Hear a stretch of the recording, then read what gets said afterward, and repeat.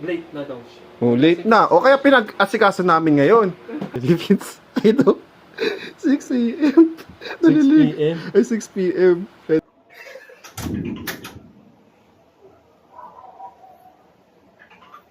Liligo na siya. Papasok na talaga. Johan! Tuwalya! Oh. Oh, tapos mag-toothbrush ka na pagkatapos mo dyan. Kasi late ka na talaga. Tingnan nyo kung anong oras na. Philippines. Philippines. Ito. 6 a.m. 6 p.m. Ay, 6 p.m. Kaya 6 p.m. Naliligo siya. Johan! Malilate. Ang tagal mo. Bilisan mo. Ha? Hintayin ka namin ha. Inutusan ang tito niya. Ay, gagawin mo na. Oo, kasi late ka na talaga. Ayan, nagsasapatos na siya. Oh? Nasipag. Ha? Ano?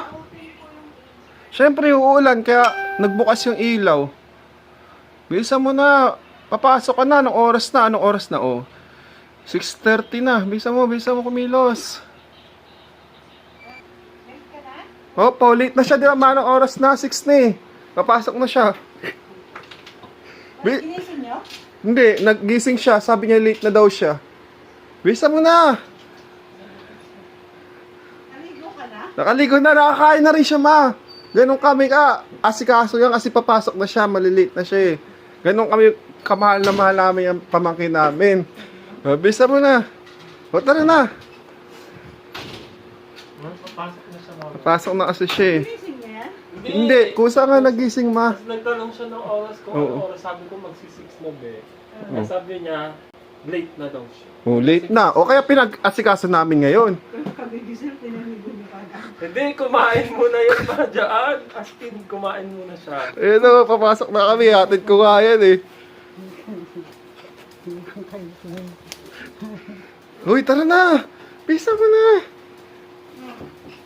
Ano yun? Tara na. Tara na. Ano yung bag mo muna? Bis na. Sinama nga niya eh. Sabi niya, tinawag din namin eh. Pupunta na daw sila kasi alas 9 daw yung meeting. Oh, tara na. Uulan na, di ba, ma? Uulan na. Oh, tara na. Oh, tara na.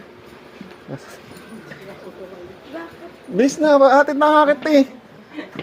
Tara na. Dali ka na rito. Wala si mama. Wala, kami pa lang.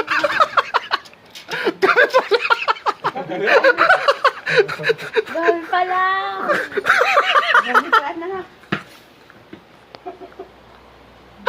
Niloko ka lang nila tito mo.